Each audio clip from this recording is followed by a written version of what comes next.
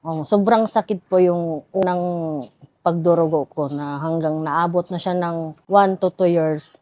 Dahil doon, hindi ako makapagtrabaho ng maayos. Ako po si Maylin Season, 35 years old, lady guard po sa isang subdivision.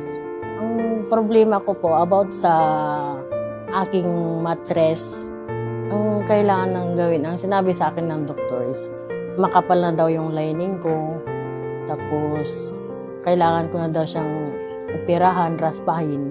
Pag natanggal na po yung lining sa mattress, magiging normal daw po yung pagdurugo. Sobrang sakit po yung unang pagdurugo ko na hanggang naabot na siya ng 1 to 2 years.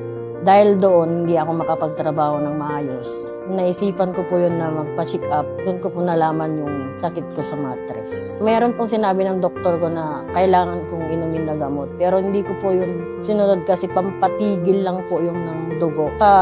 Mas malala po yung mangyari sa akin kung ininom ko po yun. Pang naramdaman ko lang po doon, sa puson lang po talaga. Sobrang sakit niya. Tapos, doon na ako na hospital. Natakbo na ako ng hospital dahil sa sobrang sakit na hindi makalabas yung dugo. Meron po nag-recommend sa akin ng D1 product. Pero nagdidalawang isip pa ako kung iinumin ko pa ba. Ito po yung iniinom ko na binigay sa akin ng Dawan. Ito po yung iniinom ko ng umaga, Herba Barley.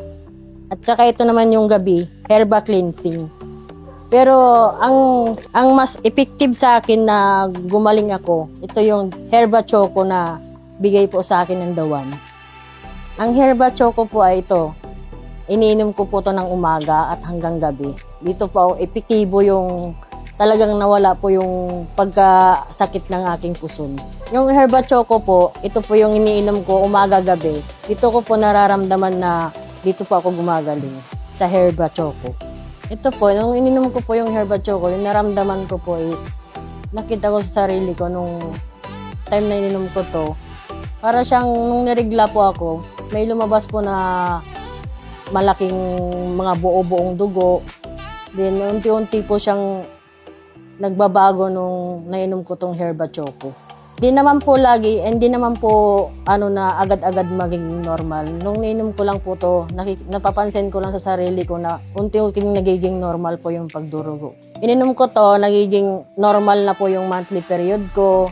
Hindi naman po 4 days na matapos yung period ko, pero 1 week, okay na po yan, nagiging normal na po. After ko po nainom yung mga product na to, nakakapaggalaw na po ako ng maayos, nakakapagtrabaho ako ng maayos. At higit sa lahat po, yung hindi na po ako laging simangot, naka-high blood, hindi na po ako laging ganun. Saka yung sa puson po, hindi na rin sumasakit po lagi. Nagiging maganda na po yung pag nag-menstruation po ako, hindi na po sumasakit. Parang nagiging normal na po siya.